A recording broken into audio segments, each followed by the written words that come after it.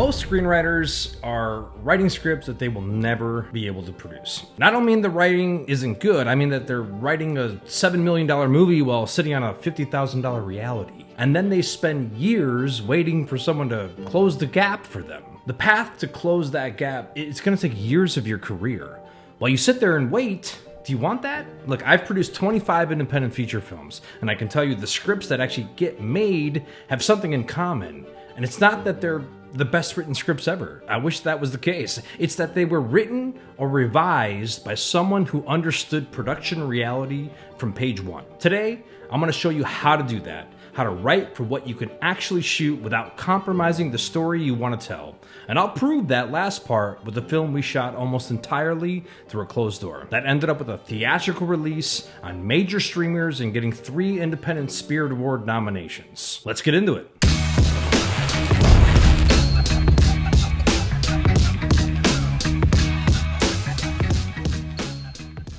All right, here's the trap. And almost every indie filmmaker falls into it, including me early on in my career. You write the movie in your head, the one with the 12 locations and the 15 speaking roles and the car chase and the rain scene and the crowd, and the script is done and you love it and you think it's brilliant, and now you have 2 options. You either raise an amount of money you have no realistic path to, or you wait. And the waiting that we talked about in the last video is where projects go to die. Not with a no, but with a maybe, because maybe keeps you in place for years. The gap between what's on your page and what's in your bank account, that gap is the single biggest reason indie films don't get made. It's not the talent, not the connections, it's the gap. So the move is not to write smaller dreams, the move is to write with production awareness, baked in from the very first draft. Same story, same emotional truth, built out of materials you can actually get your hands on. That's a skill. And it's not really taught because film school doesn't expect you to be the one producing your own movie. But I do. This is what it looks like when the script and the production reality don't match. Because I've been on the expensive side of this. I produced a film called The Ritual with Al Pacino. It had bigger money involved, and when the budget and the script sat down at the same table, the notes started coming in. David, my writing partner and the director on that film, he and I, we revised that script over 30 times. 30 revisions. Remove the character, combine the two, tighten the sequence. Can this scene happen in the location we already have instead of a new one? Can you add snakes in this sequence? We got notes over and over and over for months, and it was exhausting. And here's the part that matters. We were doing all of that surgery after we had written what him and I deemed the perfect script. It was under pressure with other people's notes and money that was driving the scalpel. Did it destroy the movie? It's debatable. We made the film, Pacino's in it, it exists in the world, but I'll be honest with you, adhering to that many notes that late from all these different directions, it hurt the film. Compromises you make under deadline pressure are almost never as good as the choices you designed from the beginning. That's the lesson. The question is never whether your script will meet production reality. It will. The only question is whether it happens on your terms on page 1 or someone else's terms on revision 31. So what does writing with production awareness actually mean? 3 things to keep in mind when you write. 1, locations. Every new location in your script is money. Company moves, permits, lighting setups, time. Transpo is money. When I read a script as a producer, the first thing I do is count locations.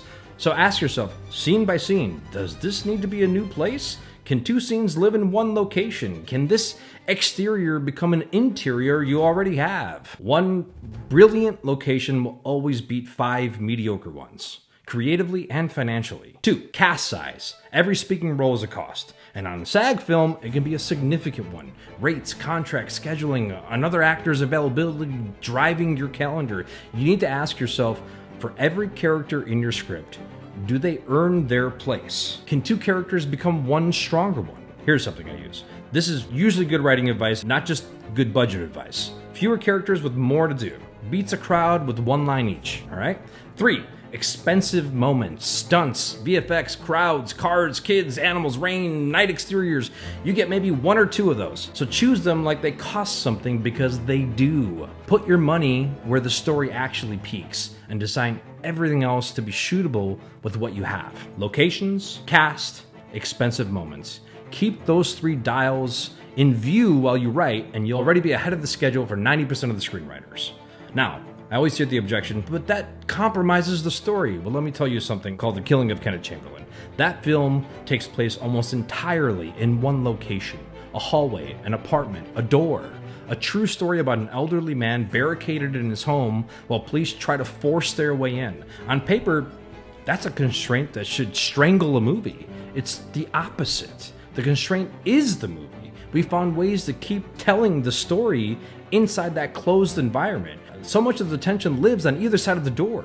And the climactic moment where my character goes around to the window and has this tense, quiet conversation with Kenneth Chamberlain Sr., that moment happens on set in the same location, no company move, no budget hit.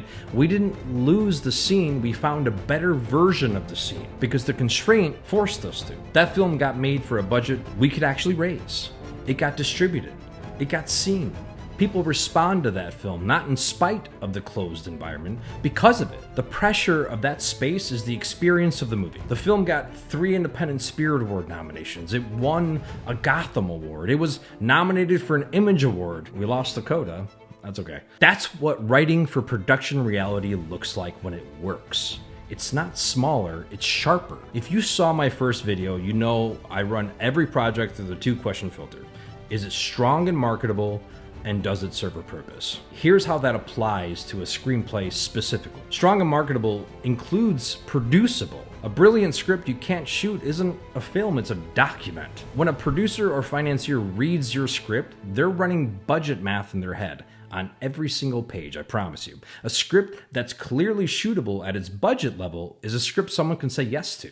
And does it serve a purpose? That's your protection. That's the test for every cut and every combination. Does this change break the purpose of the story, or does the purpose survive? On The Killing of Kenneth Chamberlain, the purpose survived every single constraint we put on it. That's how you know the story is actually strong. Run your current script through it, count your locations, count your cast, find that one expensive moment, and that's it. All right, so remember, rewriting is cheap, production is expensive. Every production problem you solve on the page costs you nothing.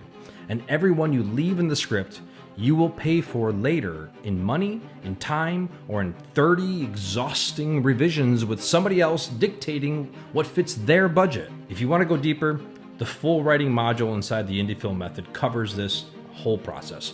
Finding the story, structuring it, shaping the screenplay, and pitching it. 10 lessons plus the toolkit I actually use. The link's in the description down below, and if you're not ready for that, just subscribe to the channel. The next video, we're talking about money.